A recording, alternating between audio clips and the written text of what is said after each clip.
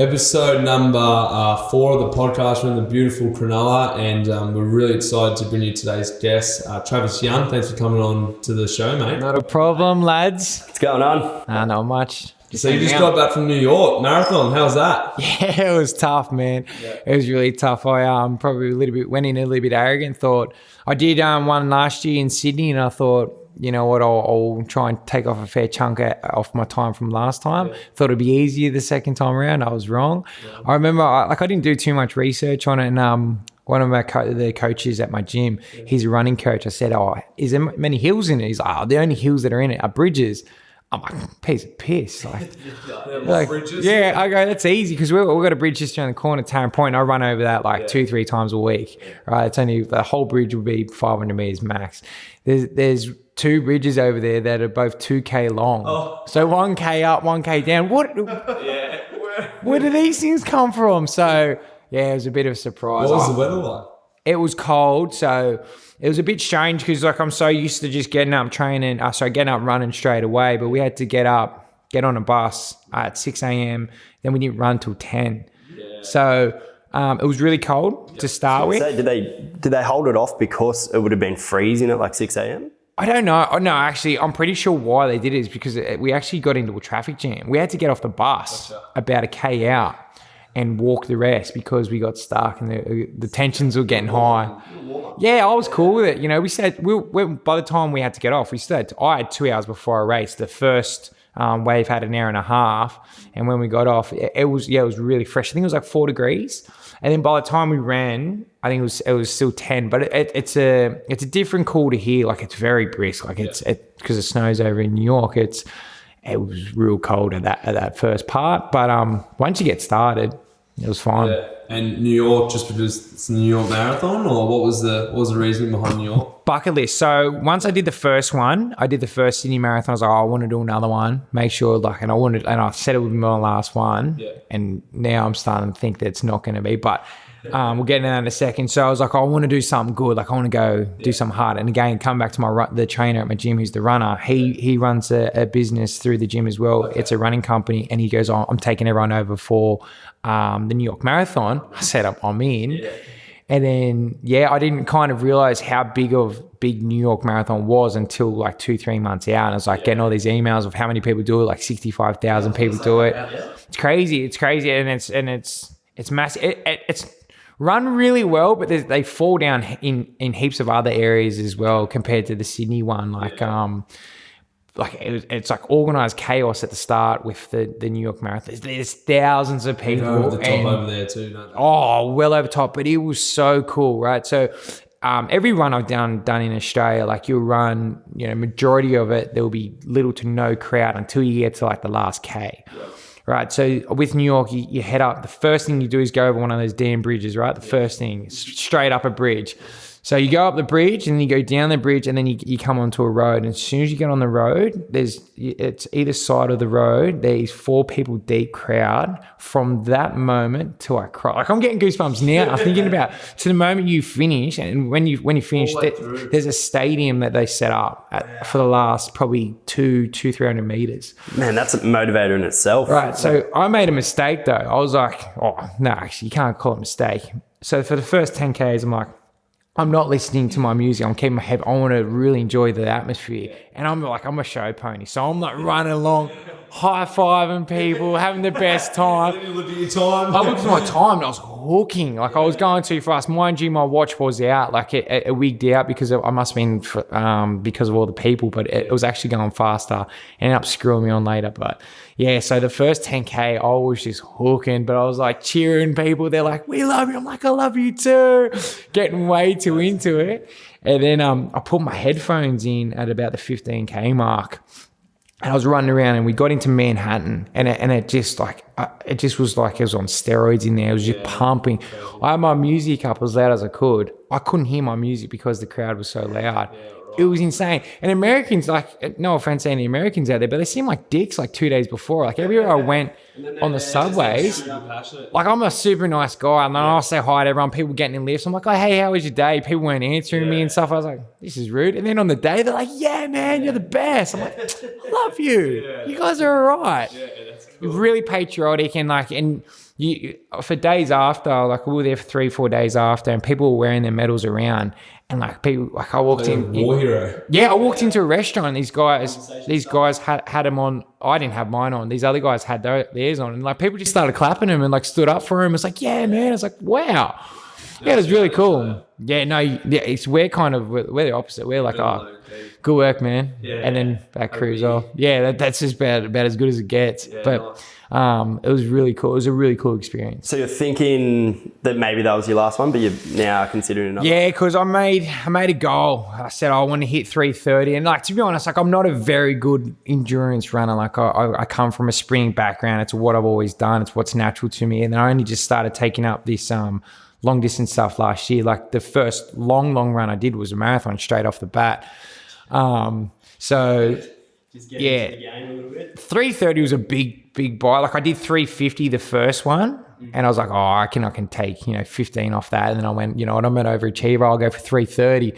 So I can hold that. And especially on the day, I was like, like I said before, I'm a show pony. Like I'll just get right into it and I'll take it away. But yeah, I went out real hard. Even harder than I like wanted to, and then I blew out about 25k, had cramps, and then I was like, all right, if you know when you've done marathons before, once you get to the first set of cramps, you think, oh, they're just going to keep coming. I stayed pretty good for about 9k's, and then 34k's hit this wall. And my right hemi went, which is the first thing that cramped in the first place. And then when I've gone down to just quickly stretch it, my right quad went. So I've locked up on one leg. And I've gone down. Yeah, so I've gone down. I'm trying to like stretch my hemi, but my quad's going. And I'm doing this weird kind of dance looking robotic, awkward thing on the side of the marathon. And then my left calf went. So I got my left calf, my right quad, my right hemi all going at the same time. Just jump on the ground. And I thought it was as bad as it could get. And then my ab went. I've never had my ab cramp before. Like this? Yeah, I was crunching. Then I'm just like, it looks like I'm just going up and down, like just slingshotting my body up and down. And you look at my time, and I was there. I was trying to. So I end up being on the ground, like I'm trying to stretch, and this medic's trying to get me into the tent. And I remember my coach saying if you get taken to the medical tent that you get disqualified. And I'm like, I didn't really know what that meant. I didn't ask any more questions than that. And I'm going, I don't want to go on the tent. He's like, mate, you got to go on the tent. And I'm going, piss off. Like, I'm going to finish it. And then he goes, I go, how long's to go? He goes, over 4 miles. And in my head, I'm like, I don't even know what 4 miles is. Tell me in kilometers. But I'm like, whatever. And I just got up and I just did my best and I started running. I had like a straight leg on one side. And then it was agony from there. I messaged Chloe when I was down. I was like, I'm stuffed here. I don't think I'm going to make it. And she wrote back, this little inspirational message I read. And I go, I'm coming for you. And then it was really hard. Physically, I've never been in that position before where I was struggling so much. Like mentally, I knew what my body could do. Physically, like lungs, like cardio wise, I felt fine, but my body was just shutting down on me. I think it's like a couple of things. It's like the 24-hour flight 2 days before. Then when we got to New York, the 2 days we had before there, like you're not going to sit in your hotel room. So we were out exploring. We did over 15Ks just walking around 2 days in a row. So yeah, so I think those two factors, like my body was just really shutting down on me, and it was really frustrating. I was getting really angry because mentally I'm like, you can go harder, but my body just wouldn't let me. But I got it done, and honestly, like normally, like I expect myself to finish these things, but I was genuinely proud of myself for even getting it done, because there was a stage there where I was like, I don't think I'm going to make it, and then I got it done. So it was more relief than anything. I think that's probably a good lead into, running a marathon in itself, massive mental challenge, right? Especially when things start playing up like that. So I think it's a good lead into sort of your, moving out of school and from 16 onwards, I guess. Because obviously you've built up some pretty crazy mental strength, and I know it's something that the boys will get a lot out of when they're listening to this. So could you give us, a little wrap up about your journey from 16, 17, 18? Of course I can. So 16, 18, just your normal kid, pretty popular, good at sports, pretty smart as well. always played rugby league, always my sport that of choice. And then like I was always around the boys. I love that kind of stuff. So I was pretty normal. 19, I did my personal training course at the AIF. It's an 8-week course. You have a few options at the end of that, whether you want to go work for a Fitness First anytime or a Vision, something like that. And like none of those appealed to me. I never really wanted to work for anyone. So I started up my own little business. It was called Keep It Young. It started at a park with 2 girls. I had a rubber band and a set of dumbbells, and then just gradually grew a little bit more clients over about 2 to 3 months. Then started getting more equipment down at my house, like downstairs, like a little garage kind of style gym. Was there, I reckon it was only like 8 months, and then I was like, all right, I'll go get a factory. Yeah, it's one of my strengths is like ignorance is bliss. I just backed myself. Sounds like me. Yeah, like I didn't know a thing about business. So me and a guy that I think we only had maybe 2 or 3 games together. I was playing footy down the coast at the time, and it was like my first year down there. And yeah, me and this bloke kind of hit it off, and he was a personal trainer. His name's AJ Hatch. He was at Rose Bay. Yeah, he was at Rose Bay, traveling from Cronulla to Rose Bay every morning, getting up at 4 o'clock. And then I was like, I'm going to open this gym. Are you keen? At first, he was like, nah, I'm on a pretty good gig. And then I think it was like a week later, he's like, nah, I'm in. So the next thing you know, me and him, we got a factory together. I'm 20. I think he was 19 as well. So 2 young dudes, had no idea about business, bro. Like, honestly, it goes a completely different ball game from like knowing what to do, and then once you open doors up, it's like it's 2 jobs now. We were hopeless. It's 400 jobs. You're the cleaner, you're the accountant, you're the marketer. We didn't know how to do anything. Like we barely knew how to personal train, to be honest. So we started that, and like what was great about it is like we didn't have a clue, but we didn't care. We were kids having fun. People gravitated towards that. We were taking cash at the start. Like we had no system whatsoever. Like I got Mind Body and all these different things. They're like direct debits and everything that makes things so simple now. We're like, has that dude paid last week? I don't know. Like we were that carefree, but we were having so much fun. So we're playing footy on the weekend together. We're working together all week, and we're just really enjoying things. And honestly, we made every single mistake you could possibly make as a business, but we learned, you know what I mean? Like I look back on those times now, and I'm so stoked we went through it, because even though they were failures, like we were having so much fun, it didn't matter. So that was my, from say 2021 to 2014, and everything was going really, really well, when it came to my drinking and alcohol and gambling, there was signs of issues, but I definitely wasn't drinking more than anyone else, and I definitely wasn't taking drugs more than anyone else at my age. But I just like recreational, recreational parties, that kind of thing.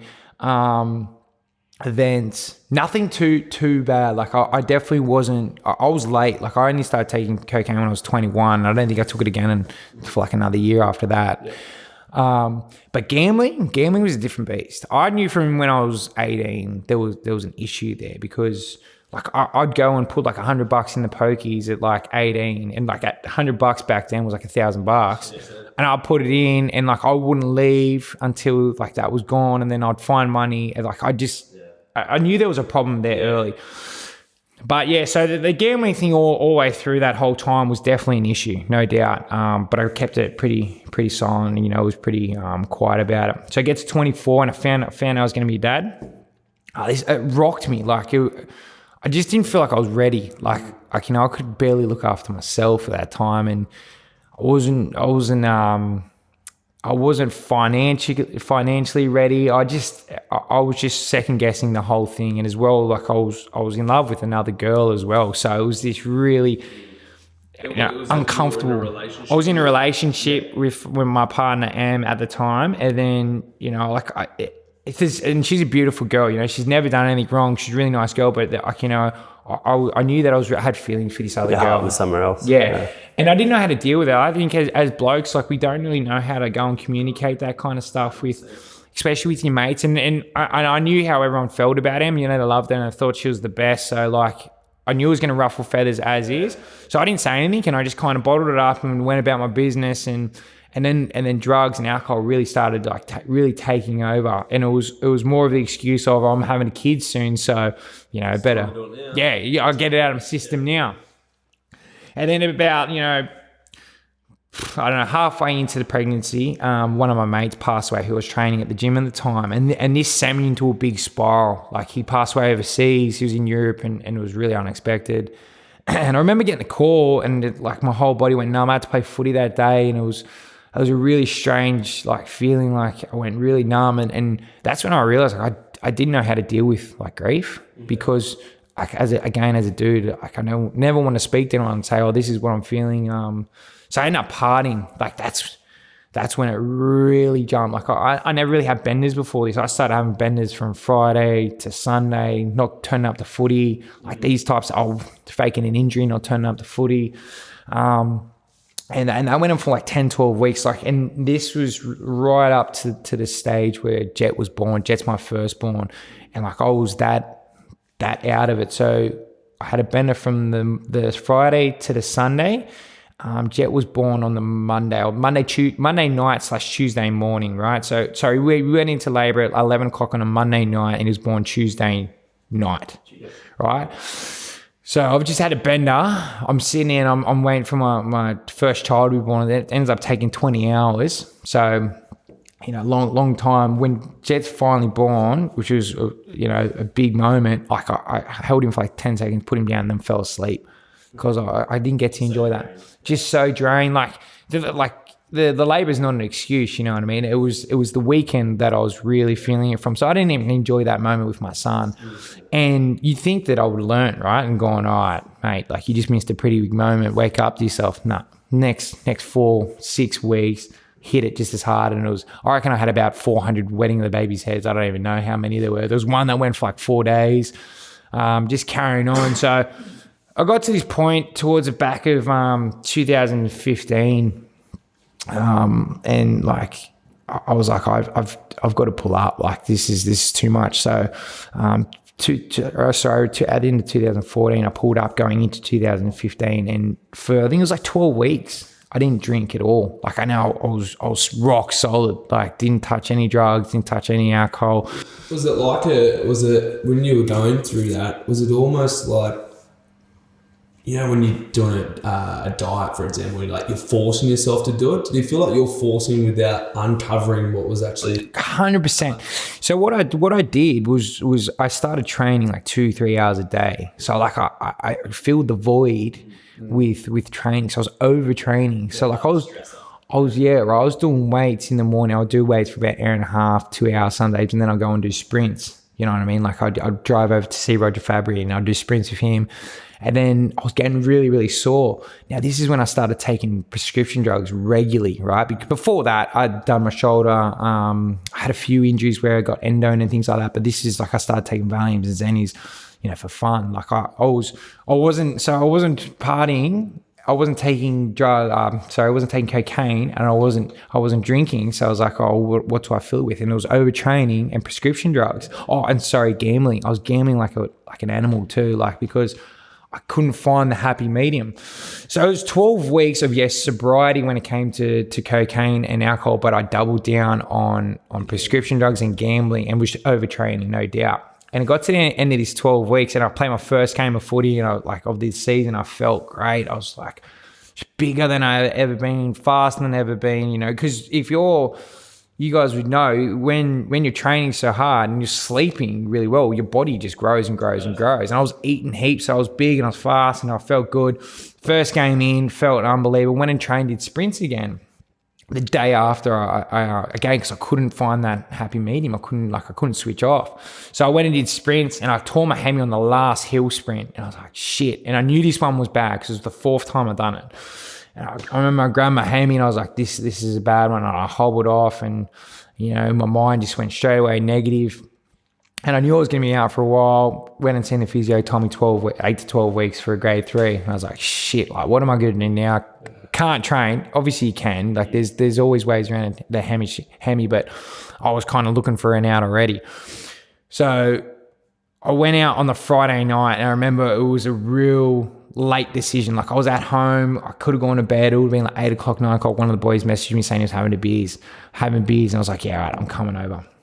Went and met this guy, and it was like I never left. Like, even though, it's like, because I had 12 weeks off, you think that like, I'd have 2 or 3 beers and I'll be like, oh shit, man, I gotta go home. Nah, it was like I was just as addicted and in this tornado as I was 12 weeks ago. So I went from the Friday all the way through the Sunday straight up. And at this time, I was flying with work. Like, work was pumping. Oh, if I'm not drinking, you know what I mean? My head's on. So I was flying. So I went back to work on the Monday, and I struggled. On Monday morning, and I was struggling. I felt so tired. I got through the Monday, and I did all my classes, did all my PTs. I was just back to back all day. And got to the Monday night, and I was just exhausted. I fell asleep, and I had to get up for classes in the morning. Plus, I had I had PT sessions. And like, I started at 5 and it would have normally finished at 10:30 in the morning. I woke up and my alarm was still going off. It was 11 o'clock in the morning. I slept all the way through. It's the first time it's actually the last time I've ever done it. It's the first and last time I've ever slept through my alarm. So it's still going the whole time. Went to work that arvo, and I was just utterly just gone. Like, I just couldn't do anything. And then it got to the Wednesday, I went and seen a doctor, and I had chronic fatigue. Like, because I've been training that hard and been going for that long, doing those 2-3 hour sessions nonstop, and then on top, overloaded it with a big weekend. Big weekend. It's all took just semi. So I got diagnosed with chronic fatigue, and I had it when I was 18 as well, once before, but this time was heaps worse. Like, I was literally like sleeping 16 hours a day. I'd have to sit there for 30 minutes and gee myself up to go for a piss. Like, I was that tired. So like, for about a week, I was just bedridden, and this was my mindset at the time. I couldn't get out of bed, so I started like using when I was at home because I couldn't do anything. So I started taking cocaine by myself at home, just during the day. Right. So this went on for about a month, right? Just making these really bad decisions and feeling victim of life. Oh, poor me. This is this person's fault. I shouldn't have done that. They shouldn't have done that. This is their fault. All that shit.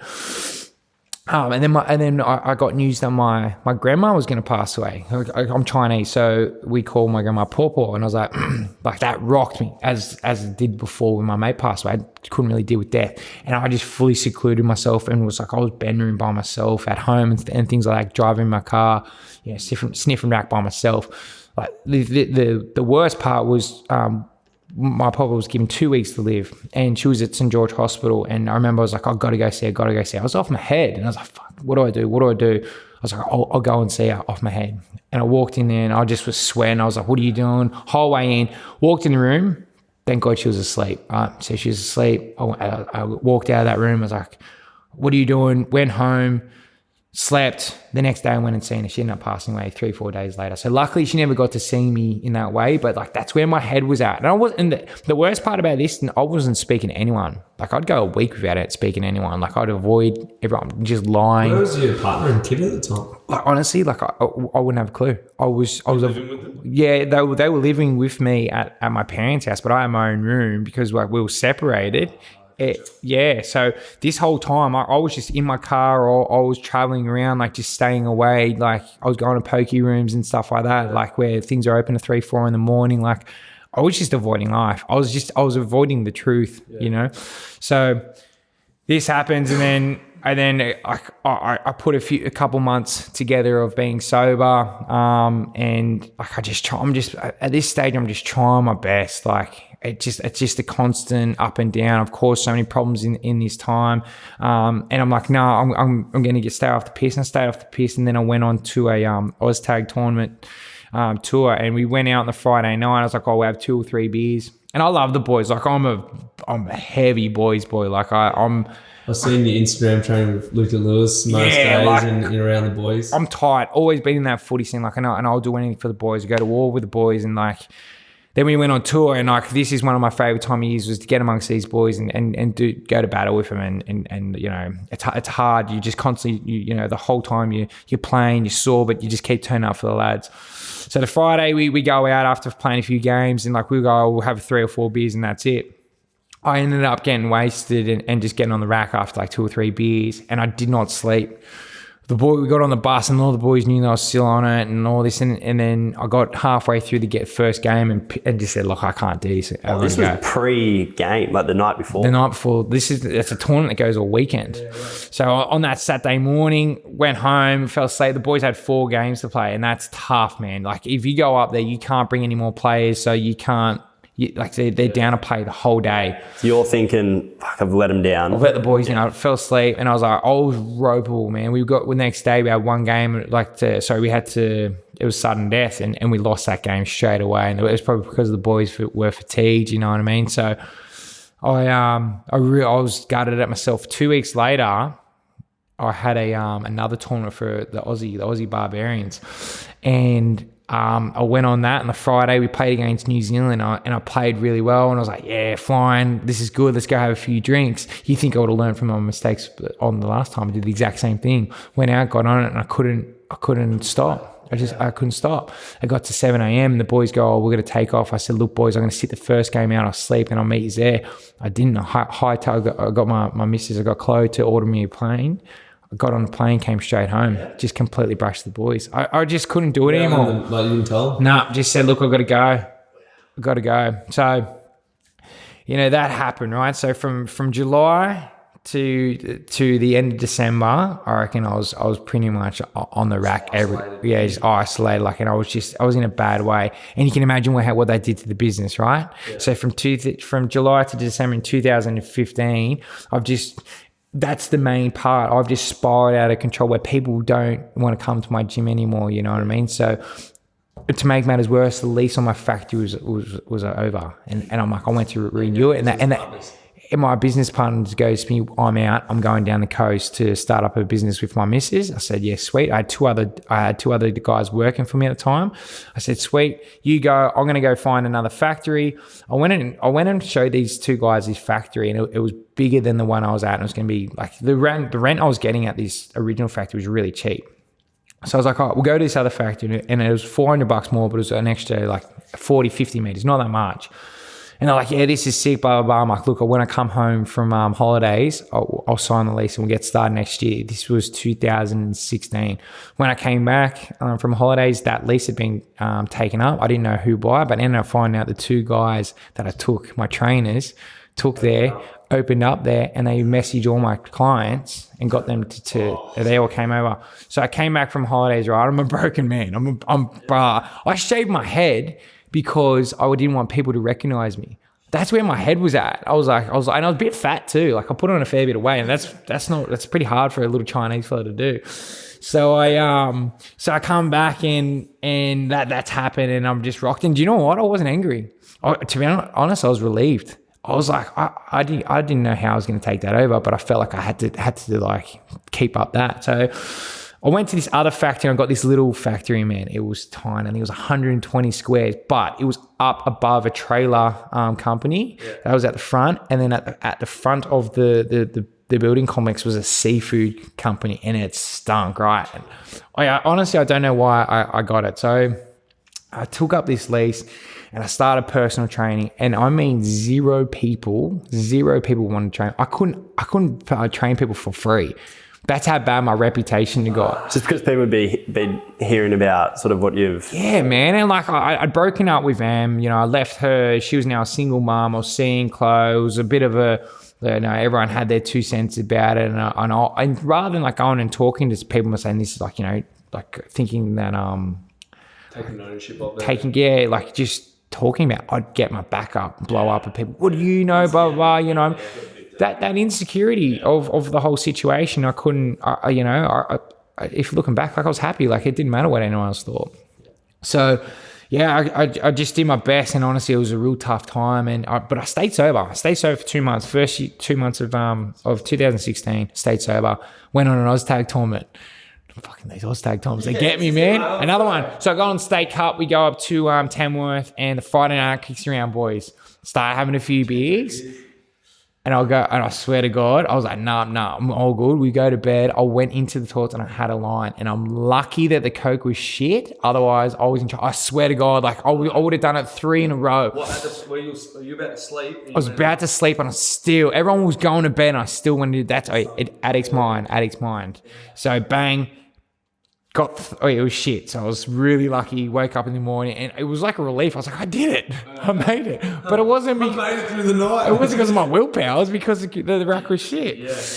So anyways, we got through that. But I had a bender on the last night, as you do on the end of tournaments. Most of the time, that's what happens. Went home and it just snowballed again. So two months off, and then I just went bang, bang, bang. And then the final one. So I got an email. So I'm out of bad business this year, back in 2015 or 16, where we bought on an investor. And anyways, he left and we had to pay him out. And I thought because I dissolved that business and I started up a new one, new name and stuff, but it wasn't, because it was a partnership. So that he came at us and it was 8K. And at that time, I didn't have 8K, man. I barely had like clients. I had two or three clients. One of them was my cousin. I couldn't pay that back. And rather than facing the problem and trying to resolve it, I try to run away and escape. Classic me that whole way through. When there's a problem arise, rather than try and sit there and what's the solution? I was like, run away, bang, straight to the pokies. I was winning as well. I remember I was winning, and I ended up going through 17 bags over the course from Tuesday, Wednesday to Thursday night, late Thursday night, Friday morning. 17 bags. I ended up losing about... Just for listeners, what would that be, over nearly 5K? Yeah, so what is it? 300 a bag, 3K. Yeah. Yeah, so big money. And I was winning on the pokes and I ended up losing everything. I lost about $8,000 on the pokies. Could have been the 8 to pay him out. Yep. So I was down in dumps, but this wasn't like a normal band. I was really discreet prior to this night, right? Like I was really like I'd go and do things, and I was really like secretive of what I was doing. I didn't give a shit. I was racking up in front of my dad's secretary at home, right? And the secretaries know me since I was 3. I just didn't care. I was ruthless. I was driving my car. Like I just did not care. And I didn't realize at the time, but it was a massive cry for help. So 4 days went, because my parents are away at the time, and so was Em, and so was Jet. So it was just a write-off. And like Chloe was trying to come and see me. I was brushing her, blocked everyone on my phone. The Friday morning rolls around and I wake up. Friday Arvo rolls around. I've been asleep for, 12, 13 hours. And my mum's waking me up. I knew my mum wasn't meant to be there. She was away, but she drove home because she knew there was something up. So she wakes me up and she's like, "What's wrong? What's going on? What's the problem?" And I'm like, and I'm just going, whatever. I'm trying to get up, and I'm like just out of it.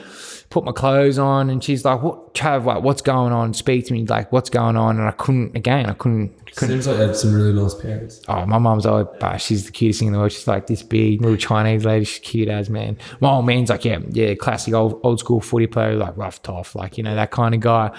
But I love it. Like my dad, like I'm so much like my dad now. Like I see how my dad got so frustrated in me when I was younger, because now I'm exactly the same as him.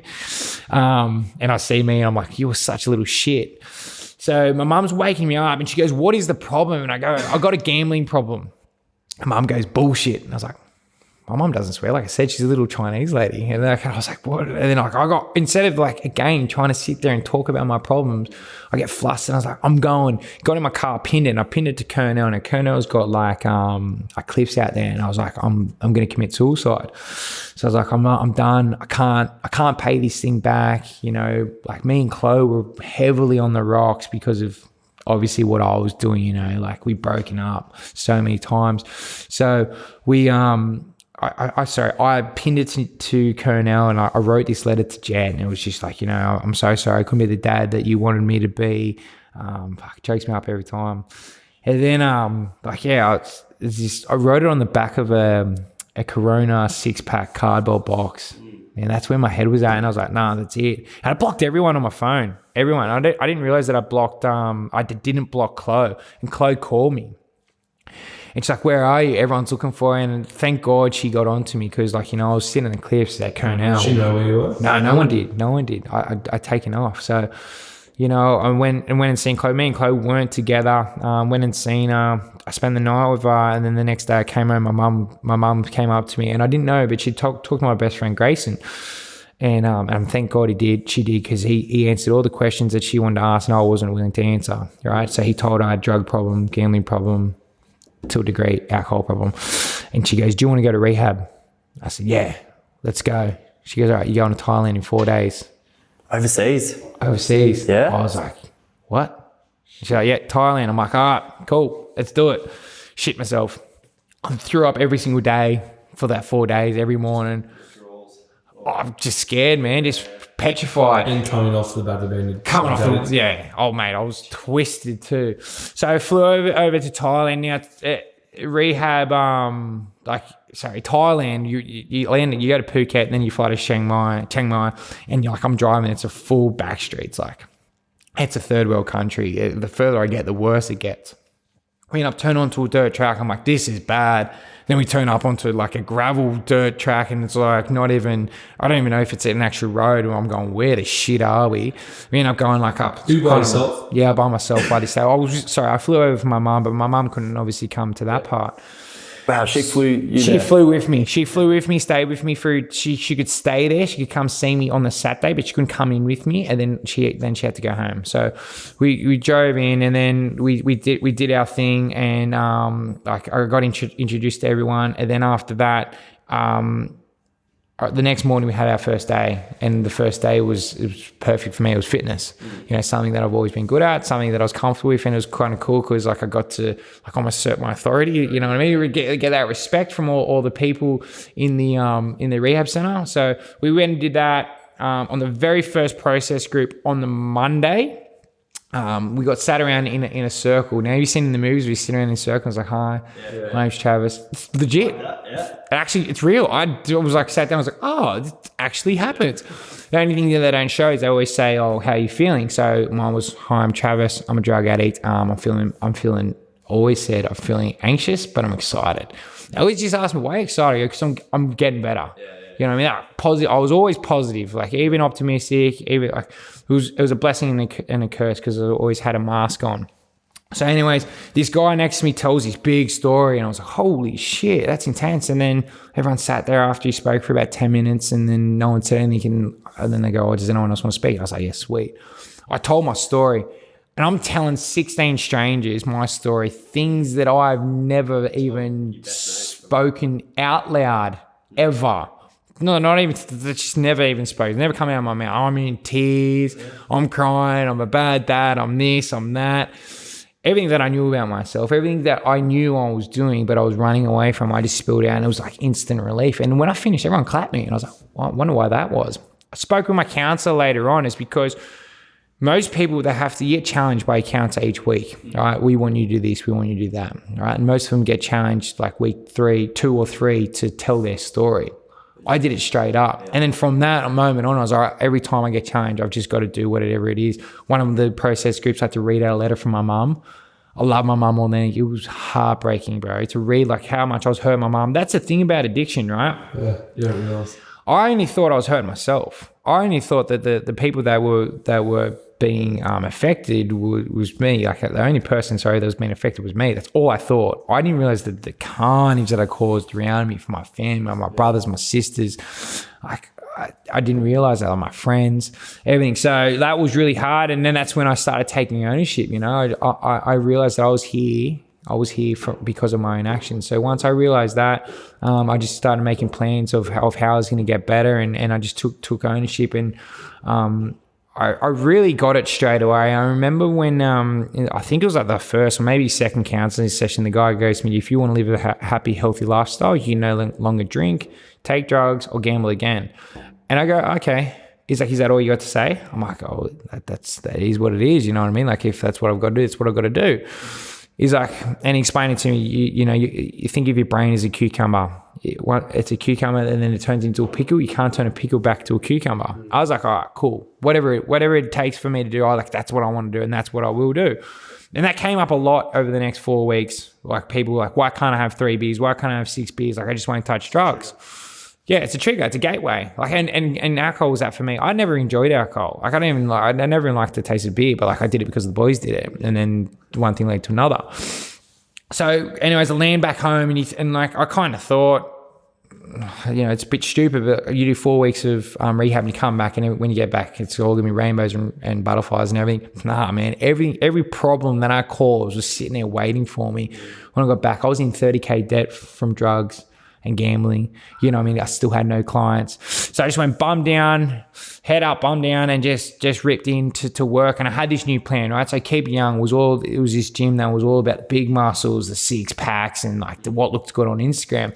Reborn, right? I wanted to make it this gym that was going to be about the mental health. It was about how good training can be for your lifestyle, how training can help you mentally, because when I got over to rehab, I started training every day. I trained for myself, and I'd never done that before. I was always training for to look good, you know what I mean?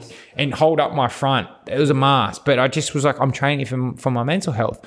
So, Keep Young died when I was in rehab. When I came out, Reborn was made. I fucking love that name. After hearing that, man. The story that's makes so much good. more sense. Oh, Yeah. so good. So that was the Reborn. The name came from one of the patients in rehab. He goes, bro, you need to change your name, man. You can't go back and be Keep Young. I go, what do you reckon it should be? He goes, I don't know. You need to be Reborn. I go, that's it. That's it. And I went in my room and I drew the logo and I sent it to my cousin who's a graphic designer. I said, can you make this for me? And by the time I landed, I had it. So I just went, all right, that's my game plan. That's what I'm going to do. That's what I want to do now. Yeah. All right. But I didn't want to tell anyone what I'd gone through. I was too embarrassed at the time. So, 3 months, and 3 months went by, and the best thing about that 3 months wasn't that I was kicking down doors and smashing all these goals, bro. The best thing about it was I didn't cause one bit of drama. I didn't do one bad thing to one person. I just led to your confidence knowing that you're in, the people around you, you weren't causing them any problems as well. Exactly. And you don't understand, like, just that. I was like, man, I'm killing it. Like, but I still had 5 or 6 clients. I wasn't doing that well, but I was building. I had confidence. I backed myself. I backed myself. If I'm doing the right thing, I trusted in the process. Man, I broke down. I reckon I cried every single day for the first month I was back. It was just so emotional because it was so hard to face all these problems because I was so used to running away. But I was just facing one problem after the other. What did you do like 2 months ago? What did you do 3 months ago? I was just facing all these problems that I thought would have disappeared, but they didn't, but I had to face them. And I was resolving the best I could. I started paying back that 30K debt, and I just chipped away. And then I was like, all right, I'm going to do this challenge in October. It was directly after I finished. I came back and started playing footy again. That's really hard to be around the footy boys and tell them that you're not drinking as well. I copped a lot of stick, but I was that mentally strong. I wasn't going to break. Do you have good mates around you that were supportive? Yes and no, because I wasn't open. So the more open, if I had been open, yeah, they would have been 100%. So what I said to them was, I'm not drinking for a whole year, guys. Please respect it. And they're like, yeah, cool. We ended up winning the comp. And my challenge started the day after. So you guys can imagine we were back at the presentation, right? This is the heaviest part. It was crazy. So the coach gets up and he does his speech. He's like, all right, so I spoke to Johnny. Johnny said that the best player in the field was our fullback, number 1. You get up here and scull a beer, right? And then I'm like, all right, he didn't play that well. And then he went, all right, no. But then I spoke to Terry over here and he said number 2 was the best player, right? So he's going, and I'm playing center. I'm 4. I'm like, shit. I'm sweating. I got the boys behind me going, you're drinking.